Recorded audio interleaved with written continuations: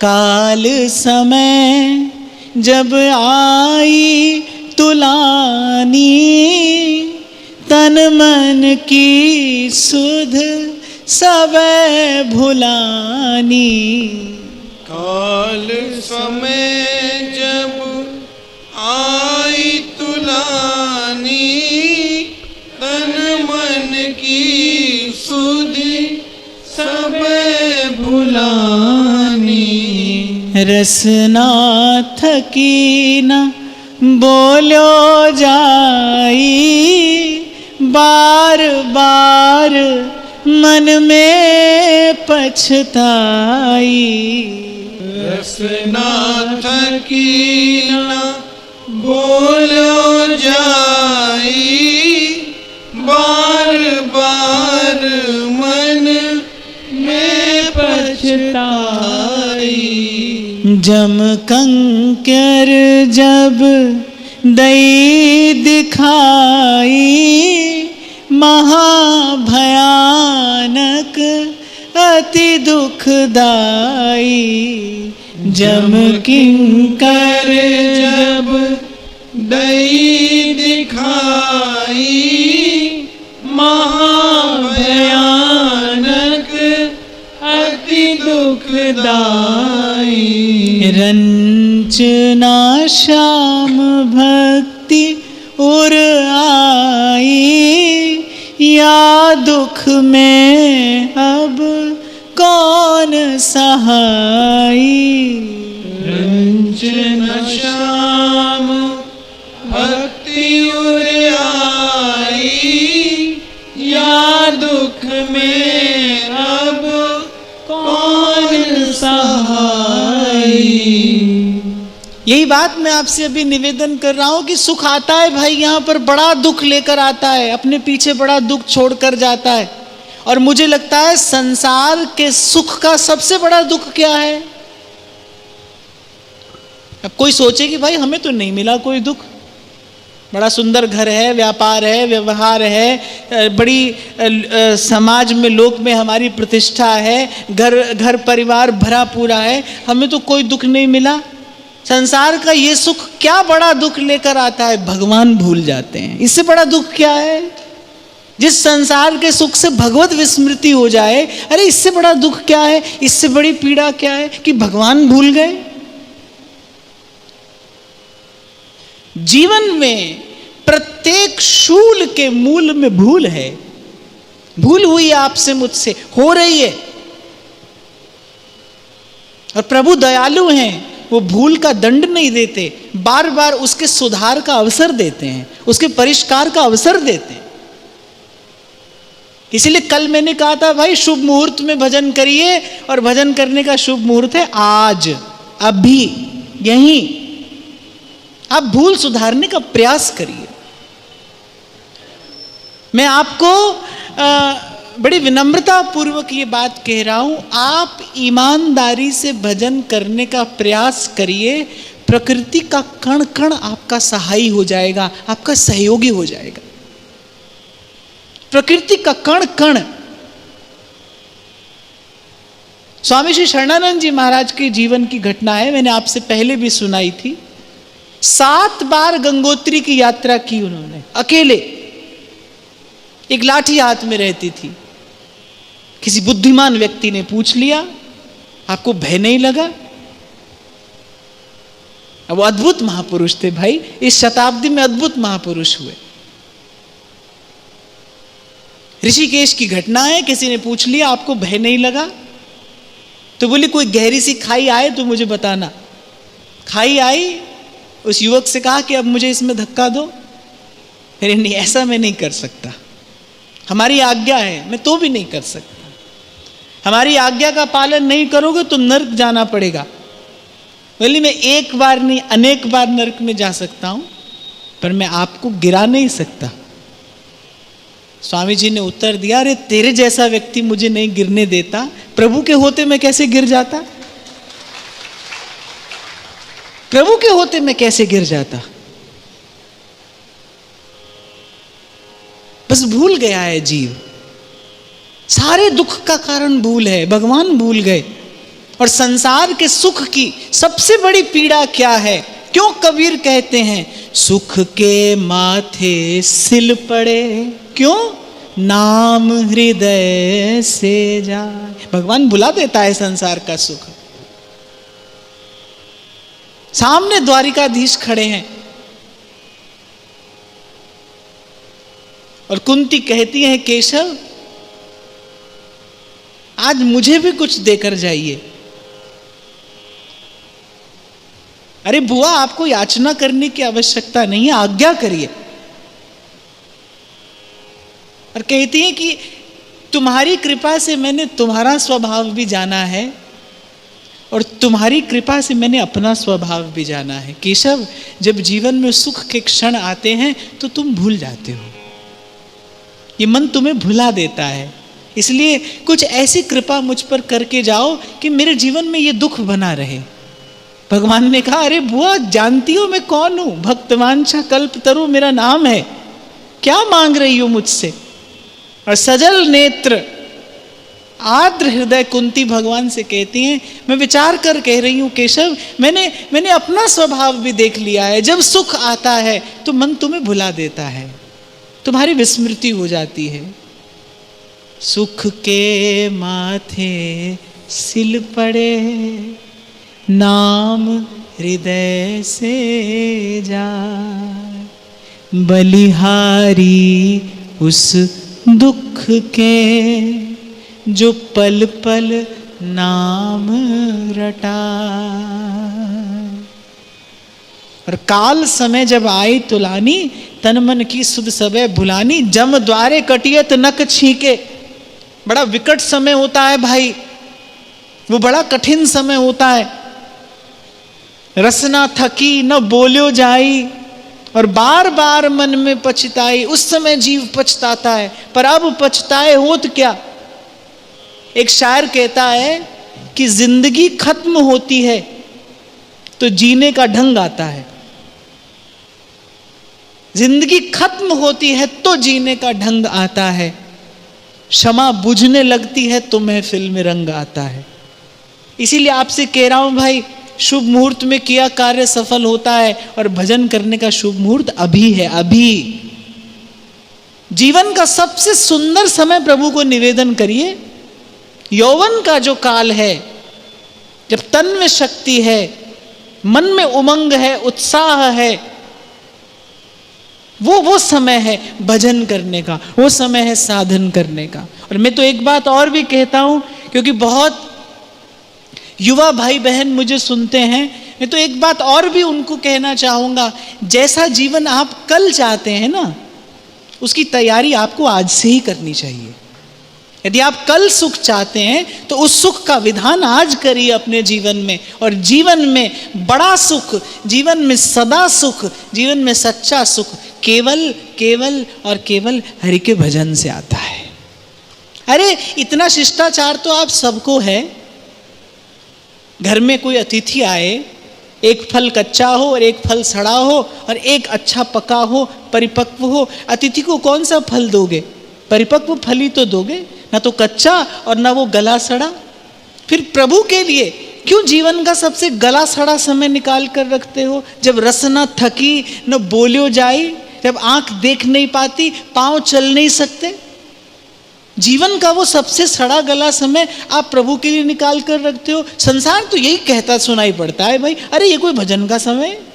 समय आएगा जब करेंगे, जब समय आएगा तब भगवान का भजन करेंगे। ये कोई भजन का समय? मुझे याद है 15 बरस पहले की घटना हो गई। किसी ने मुझे अपने यहाँ पर निमंत्रित किया, मैं गया, मेरे हाथ में माला झोली थी। अब ऐसे तो मैं माला नहीं फेरता हूँ, पर बाहर जाऊँ तो हाथ में ले लेता हूँ, क्योंकि माला बड़े प्रपंच से बचाती है। तो मेरे हाथ में माला थी। वो व्यक्ति जिनके यहाँ मैं गया, 85 वर्ष की उनकी अवस्था होगी, हाथ कांप रहे हैं और मुझसे कहते हैं, अरे आपकी कोई माला जपने की अवस्था है? अब मैं तो बड़ा चंचल बालक था पहले, अभी भी हूं थोड़ा। मैंने वो माला झोली हाथ से निकाली, उनके हाथ में पकड़ाई, मैंने कहा आप जप कर दिखाइए। जपना तो दूर, वो तो माला हाथ में पकड़ भी नहीं पा रहे थे। मैंने कहा आप तक आते आते तो माला हाथ में ही नहीं आएगी। माला जपने का सही अवसर यही है, माला जपने का सही समय यही है। हरि का भजन आज करिए, अभी यही समय है, जीवन का सबसे सुंदर समय, जीवन का सबसे सुंदर काल प्रभु के चरणों में निवेदन करिए। अरे जिसका भजन करते हैं उसका स्वभाव है, वो कहता है एक बार मेरे रास्ते चल कर तो देख, मैं हर किसी को तेरा ना बना दूं तो कहना। और ऐसा करते हैं प्रभु। एक बार इस मार्ग पर पांव तो धरिए। ये बात मैं आपको अपने विश्वास से कह रहा हूं भाई। प्रकृति का एक एक कण आपकी सहायता करेगा, अनुकूल हो जाती है प्रकृति भक्त के, बाहर से भी और भीतर से भी। जो प्रभु के लिए प्रभु के मार्ग पर चलता है, जो भजन के लिए भजन करता है। और नहीं तो भाई जब जम किंकर जब दई दिखाई और महाभयानक अति दुखदाई।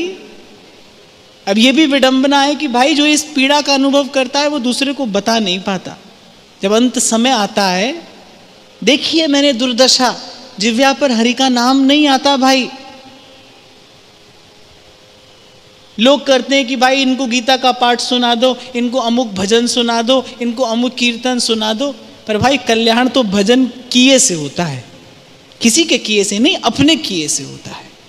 एक बार स्वामी श्री रामसुख दास जी महाराज से किसी ने पूछा, आप कहते हैं अंतमति सो गति, आप कहते हैं भगवान नाम की महिमा है कि अगर अंत में कोई भगवान नाम ले ले तो उस जीव का कल्याण होता है।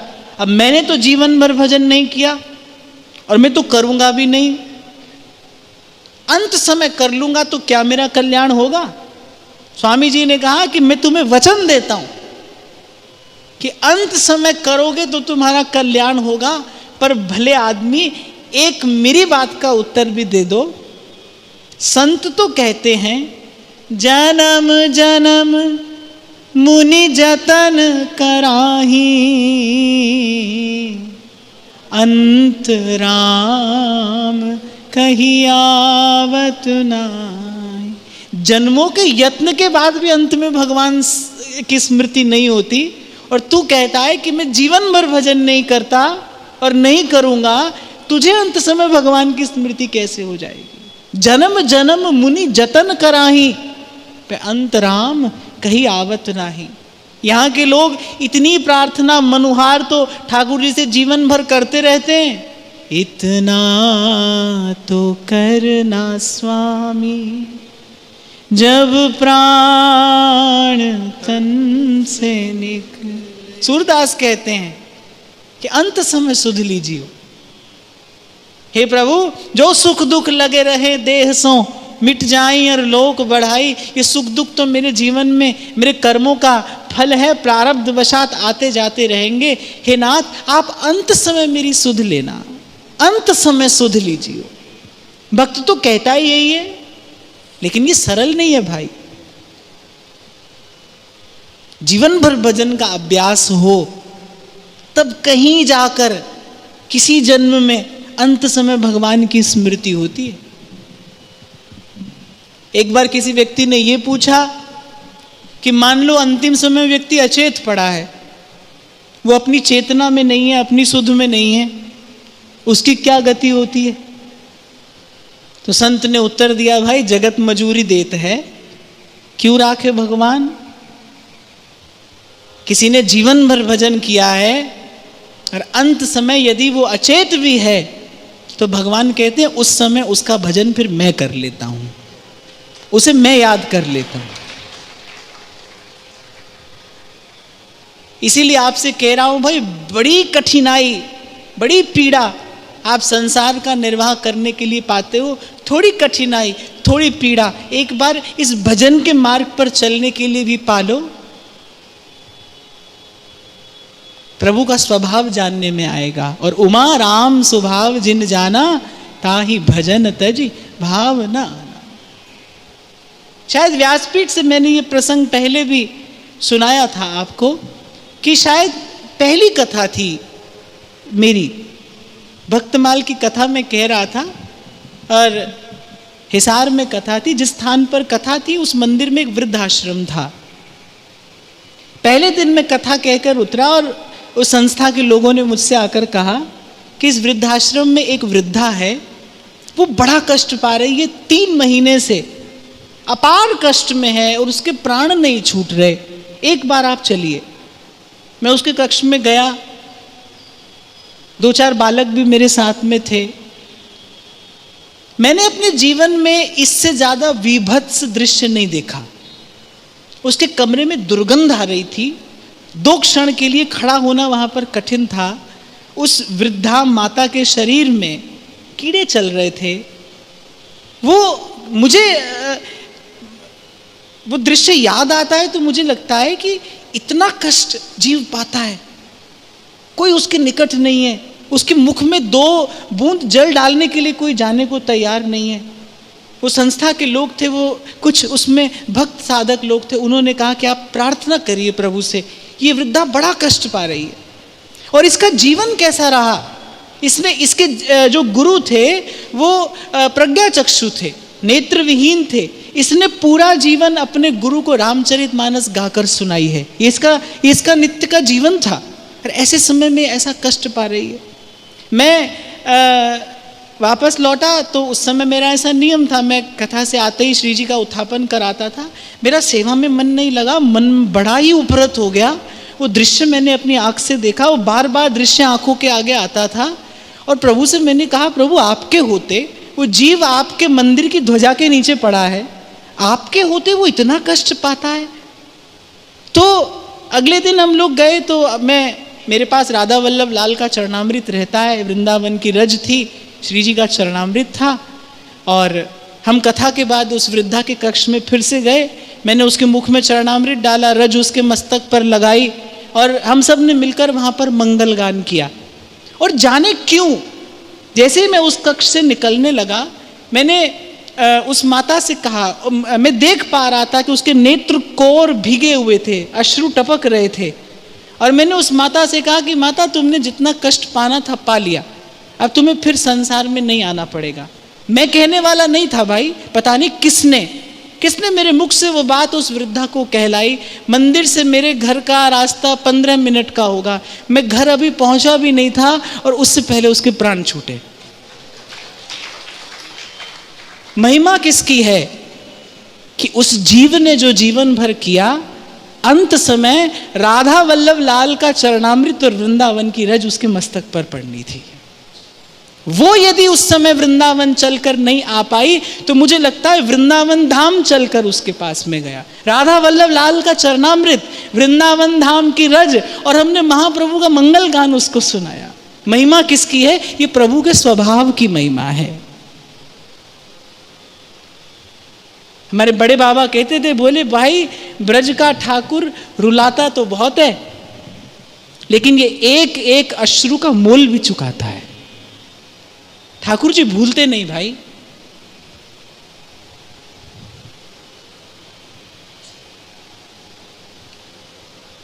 और गोस्वामी जी कहते हैं, अस प्रभु छाड़ भजहि जे आना,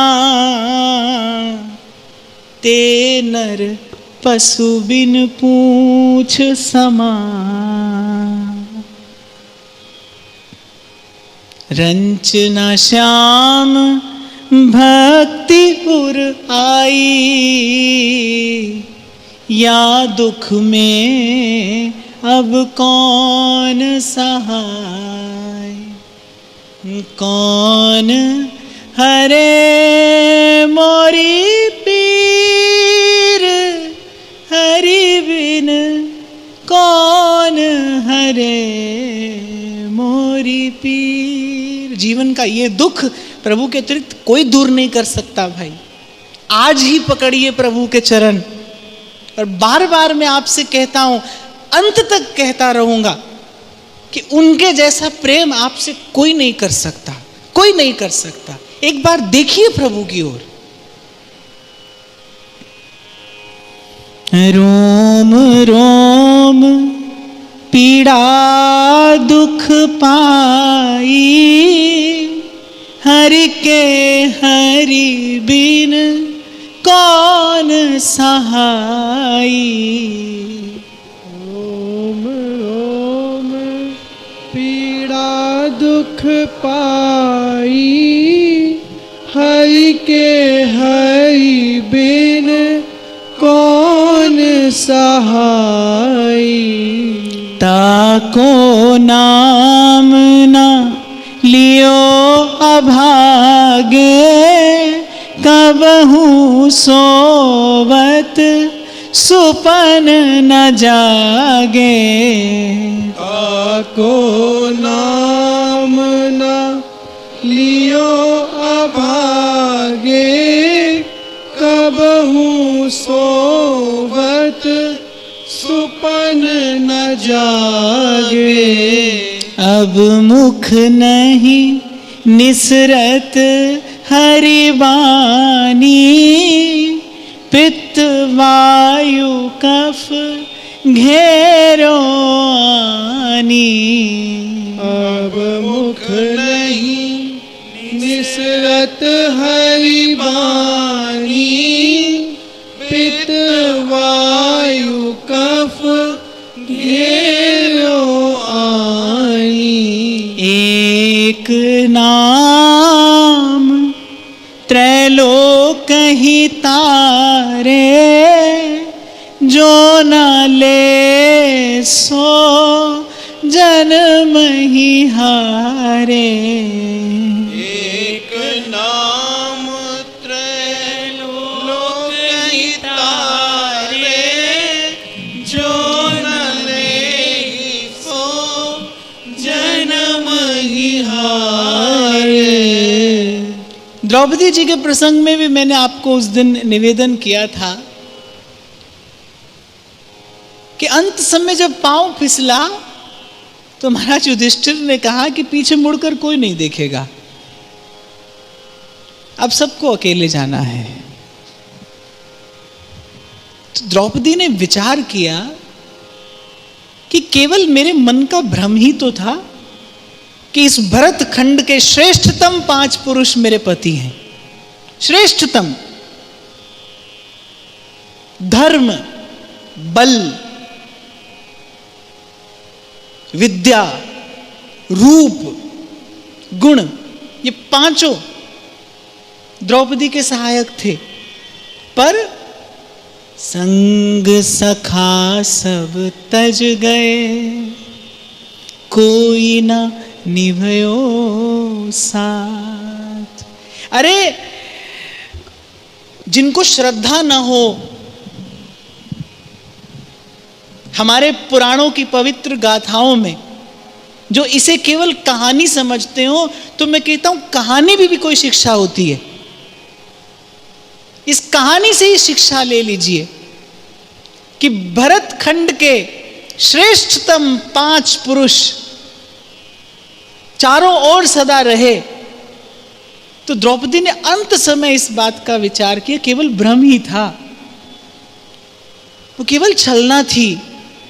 तब पुकारा श्री कृष्ण को।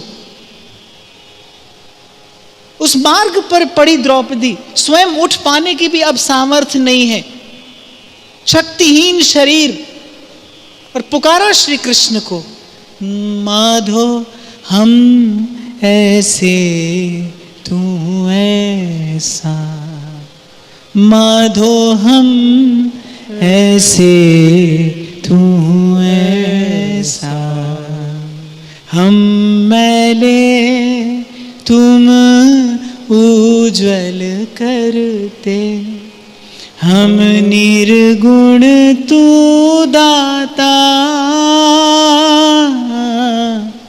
हम मूर्ख तुम चतुर सयाने, सर्व कला का ज्ञाता, माधो माधो माधो माधो माधो माधो हम ऐसे तू ऐसा। विचार करिए, कौन सहायक होगा आपका, कौन उस कठिन घड़ी में आपके साथ खड़ा होगा। कह रहे रोम रोम पीड़ा दुख पाई, हरि के हरि बिन कौन सहाय। अरे कोई चाहे भी तो आपकी सहायता नहीं कर सकता, ये व्यवस्था ऐसी है। निकट खड़े होते हैं परिजन, आपके बंधु बांधव, आपके सखा सुहृद, कोई ले सकता है आपकी पीड़ा एक क्षण के लिए? कोई ले सकता है एक क्षण के लिए आपका कष्ट, आपकी पीड़ा? नहीं ले सकता है भाई। हरि के हरि बिन कौन सहाय। इसीलिए आपको आरंभ में मैं कह रहा था कि अरे संसार कोई सर्वस्व मानकर ऐसी भूल तो मत करिए, कभी बैठकर विचार तो करिए, कौन चलेगा आपके साथ उस मार्ग पर? किसके बल पर ये यात्रा पूर्ण करेंगे? और कहते हैं ताको नाम ना लियो अभागे, कबहू सोवत सुपन न जागे। तीन ही अवस्था होती है जीवन की, जागृत है, स्वप्न है और सुषुप्ति है। बोले जागते सोते सपने कभी भी हरि का नाम नहीं लिया, और अब मुख निसरत नहीं हरि बानी। इसलिए भूल मत करना भाई, और इस भ्रम में पड़े भी मत रहना कि कभी भजन करेंगे। कभी भजन नहीं होगा भाई, भजन तो आज ही होगा, अभी होगा, नहीं तो कभी नहीं होगा, नहीं तो कभी नहीं होगा। अरे कितनी सुंदर व्यवस्था प्रभु ने करके दी है। चैतन्य महाप्रभु अपने शिक्षाष्टक में कहते हैं, नाम नाम कार्य बहुधा निज सर्व शक्ति तत्रार्पिता नियमित स्मरणे न कालः। हे प्रभु, आपने सब कुछ अपने नाम में भर दिया, और फिर देश का, काल का, स्थिति का, गति का कोई विचार भी नहीं रखा। अपवित्र से अपवित्र शरीर की अवस्था में भी आप नाम जप कर सकते हैं, कोई नियम नहीं है, कोई बंधन नहीं है। जब सुध आए तब भजिए, जब सुध आ जाए तब भजिए, और इसी का नाम अभ्यास है भाई।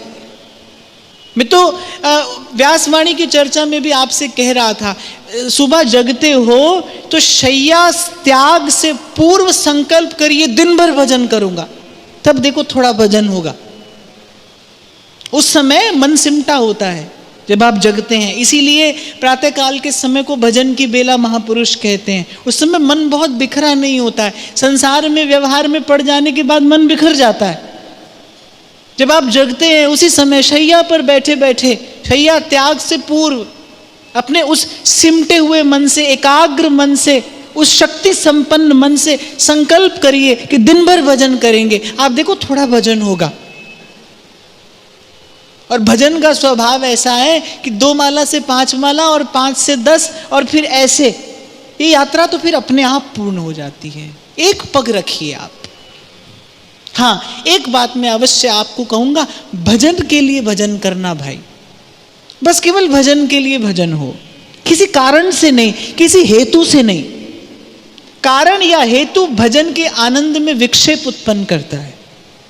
जब आप किसी कारण से भजन करते हैं, कोई हेतु लेकर, कामना लेकर भजन करते हैं, तो भजन का वास्तविक सुख और आनंद प्रकट नहीं होता। बस भजन के लिए भजन करेंगे और फिर भी मन न माने, पूछे क्यों करेंगे, तो भाई गुरुजनों की आज्ञा है, संतों की आज्ञा है, संतों की कहनी है भाई, इसी से कल्याण होगा, इसी से जीवन में सुख का विधान होगा, इसलिए भजन करेंगे। और फिर महिमा बताते हैं, एक नाम त्रैलोक ही तारे, जो न ले सो जन्म ही हारे। एक नाम त्रैलोक ही तारे, ऐसा अद्भुत शक्ति संपन्न, वैभव संपन्न श्री हरि का नाम है। एक नाम त्रैलोक ही तारे, कृष्ण केसरी को नाम एक बार लीन है, ध्रुव पापी तिहु लोकन के छिन माही तरही। और कहते हैं ऐसा नाम भी, ऐसा साधन भी यदि कोई न करे, जो न ले सो जन्म ही हारे,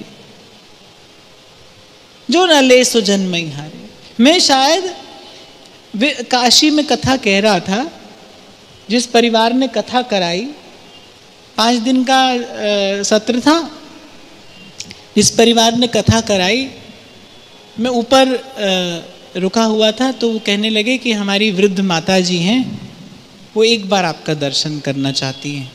बड़ी कठिनाई से वो उस वृद्धा को लेकर आए, व्हील चेयर पर उनको लेकर आए। आई, प्रणाम किया और क्या कहती हैं कि बस महाराज जी अब आशीर्वाद दो, पोते का ब्याह हो जाए। मुझे लगा कितना कष्ट सहकर ये बेचारी आई, और इससे अधिक कष्ट सहकर इसके परिवार वाले इसको लेकर आए। यही दो दुर्भाग्य है भाई जीव का, जो अभी मैं आपसे कह रहा था ना, संसार के सुख में छिपा हुआ दुख क्या है? संसार के सुख में छिपा दुख यही है, भगवान भूल जाते हैं, आत्म कल्याण का विचार नहीं रहता। रूप के, धन के, यौवन के मद में जीव भगवान को भूल जाता है। गीता में भगवान उसे आत्मघाती कहते हैं।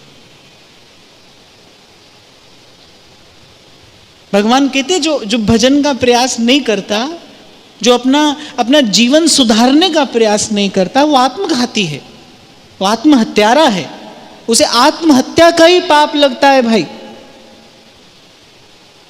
और फिर ऐसा प्रभु का स्वभाव,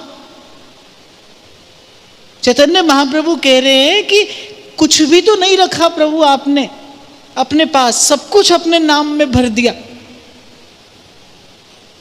और तत्रार्पिता नियमितः स्मरणे न कालः, काल का, समय का, देश का, स्थान का कोई विचार नहीं है। जब जपिए जैसे जपिए, और हरि को भजे सो हरि का होए। अब बताओ ये भगवान की माया है कि नहीं? कोई मोल नहीं लगता भगवान का नाम जपने में, जिव्या को कोई कष्ट नहीं होता, अपितु सुख ही मिलता है। कोई परिश्रम नहीं करना पड़ता, कुछ भी तो नहीं करना पड़ता, फिर भी भजन नहीं होता। ये प्रमाद नहीं है तो क्या है? ये माया नहीं है तो क्या है? ये माया श्री कृष्ण की मोयो सब संसार। और भगवान कह रहे मामेव ये प्रपद्यन्ते माया मेताम तरन्ति ते। इसलिए प्रातःकाल उठते ही प्रभु के चरणों का स्मरण करके, राधा वल्लभ लाल के चरणों का स्मरण करके, और संकल्प करिए कि दिन भर भजन करेंगे, एक क्षण भी व्यर्थ नहीं जाने देंगे। आप देखो तब थोड़ा थोड़ा भजन होने लगेगा, थोड़ा थोड़ा भजन आपसे होने लगेगा। और फिर वो भजन की अवधि बढ़ती चली जाएगी, मन के संकल्प विकल्प कम होते चले जाएंगे। यही साधना में उन्नति की विधा है। इसी विधि से भजन साधन में उन्नति होती है। कैसे हूँ हरि नाम ले, खेलत हंसत अजान। कैसे हूँ हरि नाम ले, खेलत हंसत अजान। ऐसे हूँ को देत है उत्तम गति भगवान। ऐसे हूँ को देत है उत्तम गति भगवान। जो को साची प्रीति सो हरि हरि कहत लड़ाई। और यहाँ भगवान नाम की अद्भुत महिमा प्रकट प्रतिष्ठित करते हुए कह रहे, कैसे हूँ हरि नाम ले, खेलत हंसत अजान। हंसते खेलते, और कह रहे अजान, मैंने पता भी नहीं हो क्या किया जा रहा है, तो भी बिना जानकारी के, बिना ज्ञान के, बिना बोध के, बिना उसकी प्रतीति के भी यदि कोई हरि का नाम ले, तो कह रहे ऐसे हूँ को देते हैं उत्तम गति भगवान। गोस्वामी जी कहते गई मारन पूतना, कुछ काल कूट लगाए। पूतना अपने स्तनों पर कालकूट विष लगाकर गई, भयंकर विष। और कह रहे मातु की गति दई ताही कृपाल जादव राय। और उसे जननी की गति श्री कृष्ण प्रदान करते हैं। ऐसा प्रभु का स्वभाव है। अच्छा, जैसे क्रोधी व्यक्ति अपने स्वभाव से क्रोध कर बैठता है, कभी कभी तो क्रोध करने के बाद उसे लगता है कि ये मैंने क्या किया, ये मैंने क्यों किया। व्यक्ति अपने स्वभाव के ही तो अधीन होता है, कर बैठता है। ऐसे ही हमारे ठाकुर जी भी अपनी कृपा परक स्वभाव के अधीन हैं, कर बैठते हैं कृपा, सहज कृपा उनका स्वभाव है। ध्रुवदास जी कह रहे, अरे खेलते हंसते जाने अनजाने भी कोई हरि का नाम ले तो प्रभु उत्तम गति प्रदान करते हैं। पर ध्रुवदास जी इस बात को पूर्ण करते हैं, फिर जो को साची प्रीत सो हरि हरि कहत लड़ाई। और जो कोई प्रेम से उनका नाम जपे, जो कोई भाव से लाड़ से उनके नाम का स्मरण करे, भजन करे, तो कह रहे तिनको ध्रुव कहा देंगे, ये जानी नहीं जाएगी। उसको प्रभु क्या देते हैं, ये जानने में नहीं आता। और मीरा तो कहती है, गाया गाया हरि गुण गाया, और प्रसाद क्या पाया, काल ब्याल सो बाची। माई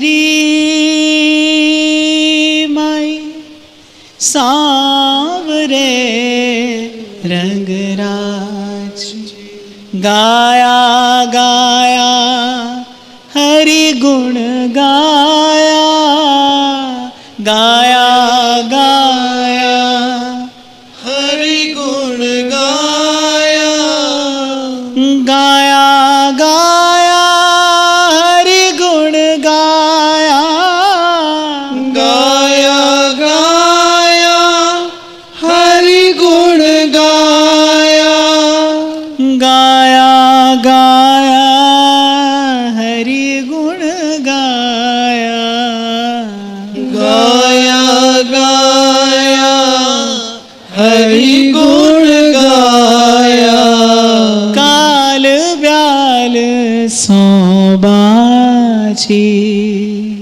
माई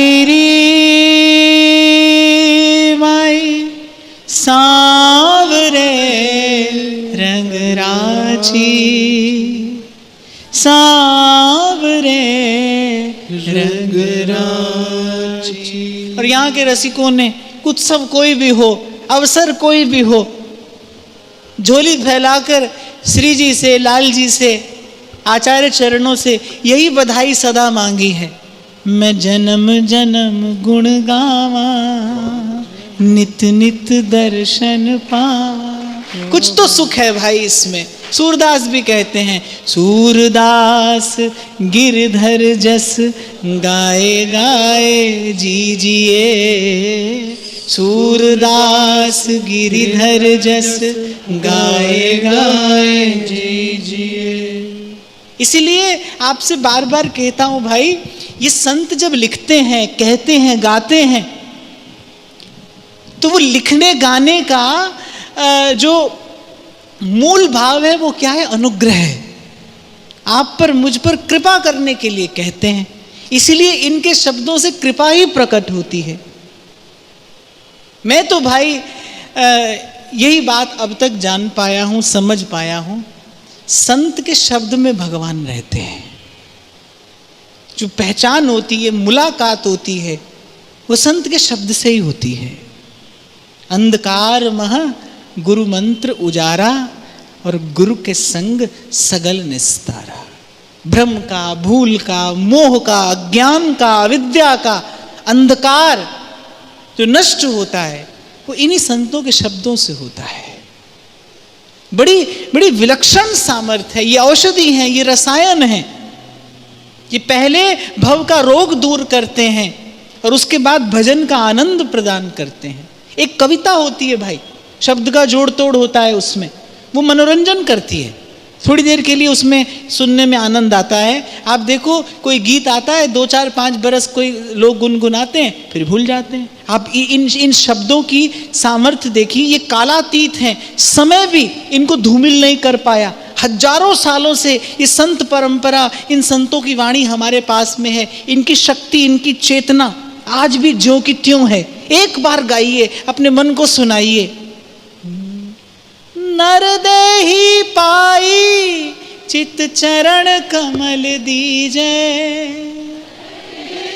पाई चित चरण कमल दीजे।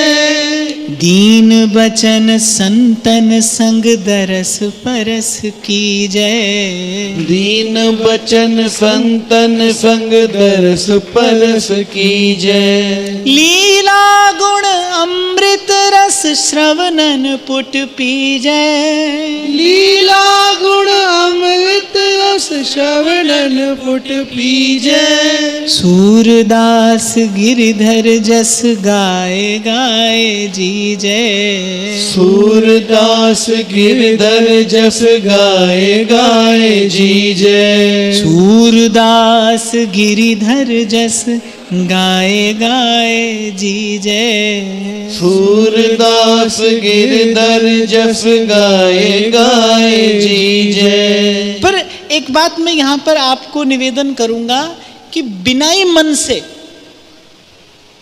करते रहने से ही मन लगता है। एक सीधे से मन नहीं लगता है भजन में, साधन में। एकदम से रसास्वादन नहीं होगा। हो भी सकता है, प्रभु की कृपा हो तो उसी क्षण हो जाए, नहीं भी हो सकता है।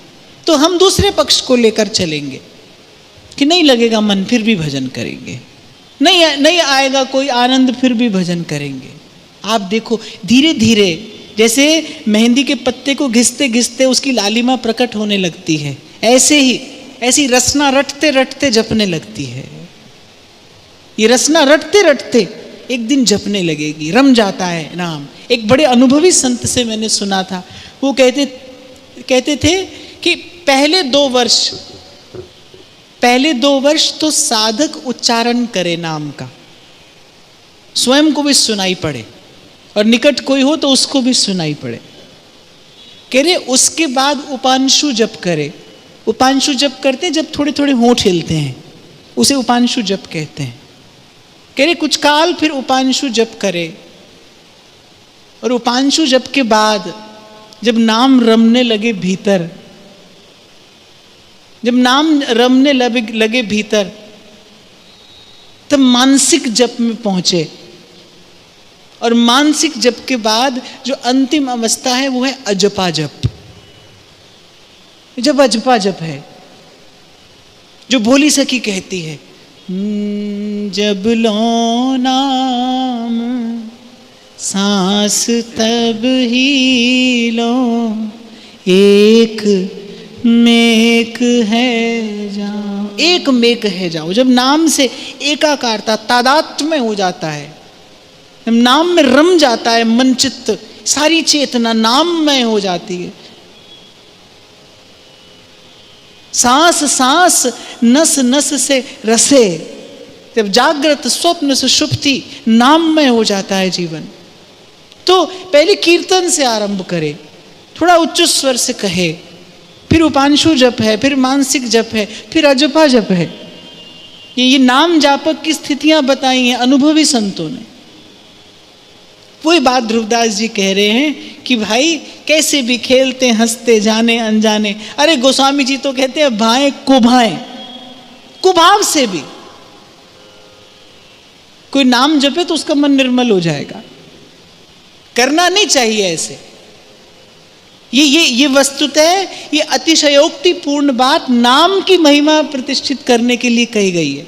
किसी को इसका कोई अन्यथा अर्थ नहीं लेना चाहिए,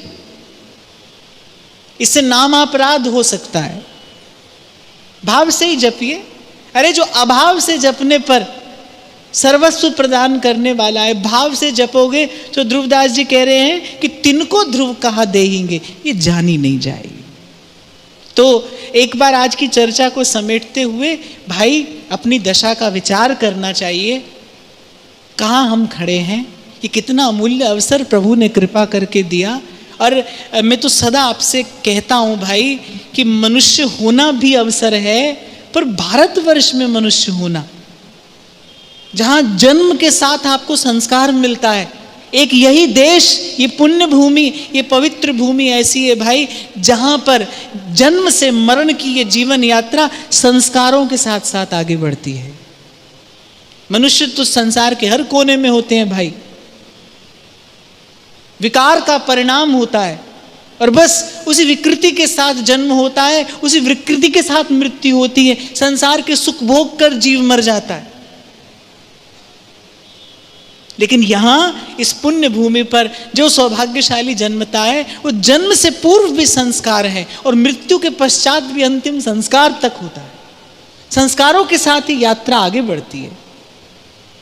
और ध्रुवदास जी ने चेताया है, आगे कहेंगे ध्रुवदास जी, ज्ञान सहित नर देह वर और भरत खंड में हुई। किसी ने बड़ा सुंदर उपहार आपको दिया हो और कुछ काल बाद वो आपके घर आकर देखी कि वो उपहार कहीं कोने में पड़ा है, उस पर धूल जम रही है, उसको कितना दुख होगा कि कितने प्रेम से आपको ये उपहार दिया और आपने इसका ऐसा अनादर किया। प्रभु ने आपको ये अमूल्य मानव देह उपहार स्वरूप प्रदान किया और उसमें भी भारत भूमि पर जन्म, कितनी बड़ी कृपा है। अब प्रभु देखें कि इस जीवन का अनादर हो रहा है, कैसे प्रभु की प्रसन्नता हो। और आज की एक बात आप सबको स्मरण रखना चाहिए, भाई, जो भजन के लिए प्रयास नहीं करता, जो आत्म कल्याण के लिए प्रयास नहीं करता, वो अपने जीवन का अनादर कर रहा है, वो जीवन का अनादर कर रहा है। तो साधक जीवन का निर्माण तो इसी भाव से किया जा सकता है। सतत विचारवंत रहिए,